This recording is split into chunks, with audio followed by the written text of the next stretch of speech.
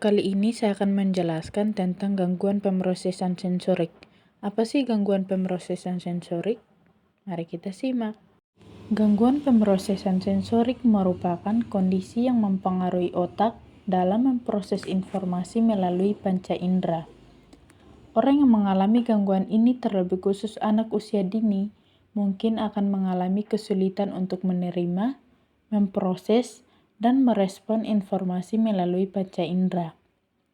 Gangguan ini dapat mempengaruhi berbagai indera termasuk indera penglihatan, pendengaran, penciuman, perasa, dan sentuhan serta persepsi terhadap gerakan dan posisi tubuh.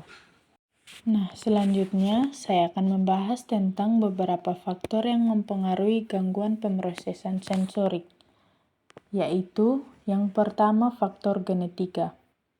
Faktor ini merupakan riwayat keluarga atau keturunan dari keluarga dengan gangguan pemrosesan sensorik atau kondisi neurologis lainnya yang meningkatkan risiko.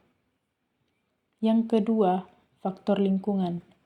Faktor ini mempengaruhi dari adanya paparan toksin selama perkembangan janin atau masa kanak-kanak, komplikasi kelahiran, infeksi, dan cedera kepala dapat mempengaruhi perkembangan sistem saraf dan kontribusi pada gangguan pemrosesan sensorik. Yang ketiga, kematangan sistem saraf. Gangguan pemrosesan sensorik seringkali didiagnosis pada anak-anak. Ini menunjukkan bahwa perkembangan dan pematangan sistem saraf yang belum sempurna mungkin berperan.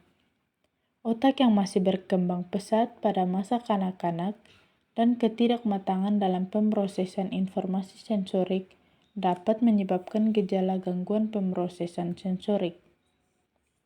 Yang keempat, interaksi gen dan lingkungan. Kemungkinan besar gangguan pemrosesan sensorik merupakan hasil interaksi antara faktor genetik dan faktor lingkungan. Gen tertentu mungkin membuat seseorang lebih rentan terhadap pengaruh lingkungan yang negatif, meningkatkan risiko pada gangguan pemrosesan sensorik. Berikut adalah beberapa hambatan yang dialami dengan gangguan pemrosesan sensorik. Yang pertama, kesulitan dalam aktivitas sehari-hari. Masalah dengan rutinitas perawatan diri seperti menyikat gigi atau mandi. Kesulitan berpakaian, terutama dengan tekstur atau jenis pakaian tertentu. Masalah dengan makan, terutama makanan dengan tekstur tertentu. Yang kedua, tantangan sosial dan emosional. Kesulitan dalam interaksi sosial karena sensitivitas terhadap sentuhan atau suara. Mudah merasa kewalahan di tempat ramai atau acara sosial. Masalah regulasi emosi, bisa menjadi mudah marah atau cemas. Yang ketiga, hambatan tidur. Saat mengalami gangguan pemrosesan sensorik, dapat mengalami kesulitan untuk tidur karena sensitif terhadap suara, cahaya, dan tekstur tempat tidur. Yang keempat, hambatan dalam komunikasi. Kesulitan memahami bahasa tubuh atau isyarat sosial, masalah dalam memproses informasi auditori yang dapat mempengaruhi kemampuan berbahasa.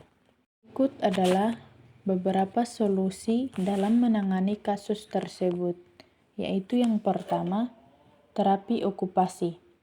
Terapi ini dapat membantu mengembangkan keterampilan untuk mengelola input sensorik, menggunakan teknik integrasi sensorik untuk meningkatkan kemampuan pemrosesan sensorik.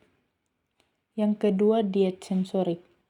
Merancang jadwal aktivitas sensorik, aktivitas yang terstruktur, menyediakan input sensorik yang tepat untuk membantu regulasi. Yang ketiga, modifikasi lingkungan.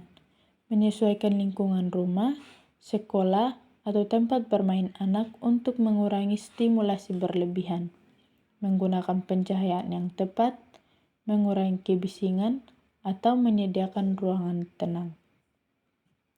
Yang keempat, terapi musik atau seni. Menggunakan pendekatan kreatif untuk membantu regulasi sensorik dan ekspresi diri. Yang kelima, dukungan psikologi. Menyediakan konseling atau terapi untuk mengatasi masalah emosional yang mungkin muncul.